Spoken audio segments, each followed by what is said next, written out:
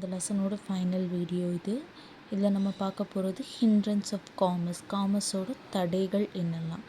Hindrance to commerce are the obstacles like distance. ஒரு place மூலமாக இருக்கக்கூடிய தடைகள்.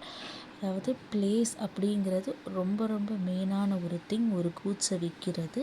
இப்போ கூட்ஸ் ஏதாவது ஒரு தேவைப்பட்டுச்சுன்னா ரொம்ப கிட்ட இருந்தால் போய் வாங்கிக்கலாம். தூரமாக இருக்கும் போது அது போய் வாங்குறதுக்கு எந்த ஒரு கன்சியூமராக இருந்தாலும் யோசிப்பாங்க.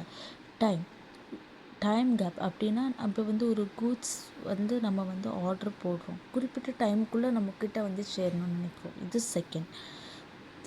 Third one lack of money நம்மக்கிட்ட இல்லாமல் இருக்கும். நெக்ஸ்ட்டு இதில் இருக்கக்கூடிய risk, difficulty in connecting people. அதாவது இப்போ நிறைய சோஷியல் மீடியாஸ் இருக்குது, ஈஸியாக பீப்புளை கனெக்ட் பண்ணிடலாம்.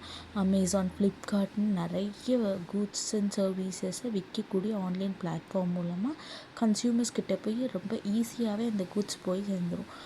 Lakh of information with stop goods and services from efficiently. சில நேரம் அந்த மாதிரிப்பட்ட ஒரு ப்ராடக்டை புதுசாக இன்ட்ரடியூஸ் பண்ணும்போது அதை பற்றின ஃபுல் நாலேஜ் இல்லாமல் எந்த ஒரு கன்சியூமரும் அந்த கூட்ஸை வாங்க மாட்டாங்க.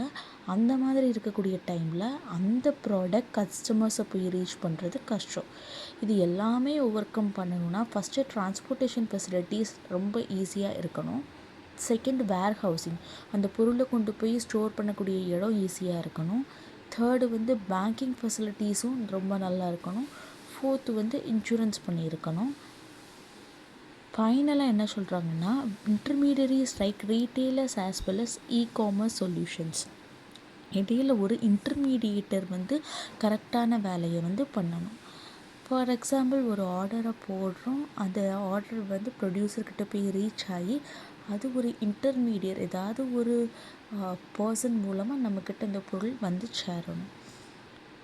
இதில் ஃபர்ஸ்ட் ஹிண்ட்ரன்ஸ் என்னென்னா, hindrance of person.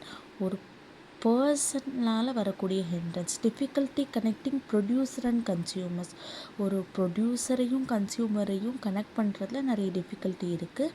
Example agent, wholesaler, retailer.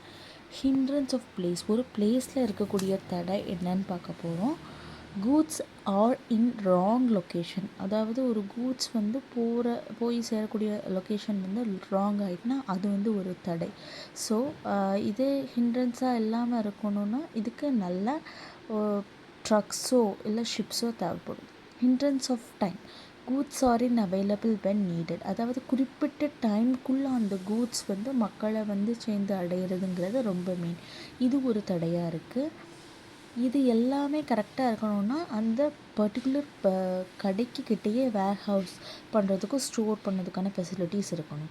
Hindrance of exchange. Difficulty in buying or selling. ஒரு பொருளை வாங்குறதுக்கும் நம்ம நிறைய டைம் எடுத்துப்போம், ஒரு பொருளை விற்கிறதுக்கும் டைம் எடுக்கும்.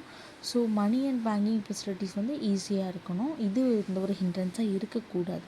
இதுதான் எக்ஸ்சேஞ்ச் பண்ணதில் இருக்கக்கூடிய ஹிண்ட்ரன்ஸ்.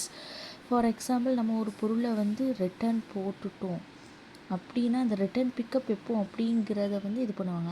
அண்ட் நம்ம ரிட்டர்ன் போட்டோன்னே அந்த மணி நம்மளுக்கு நம்ம ஒரு ஆர்டர் போட்டு கேன்சல் பண்ணும்போது மணி ஈஸியாக ஒரு பேங்கிங் மூலமாக நம்மளோட அக்கௌண்ட்டில் சேர்ந்துடும்.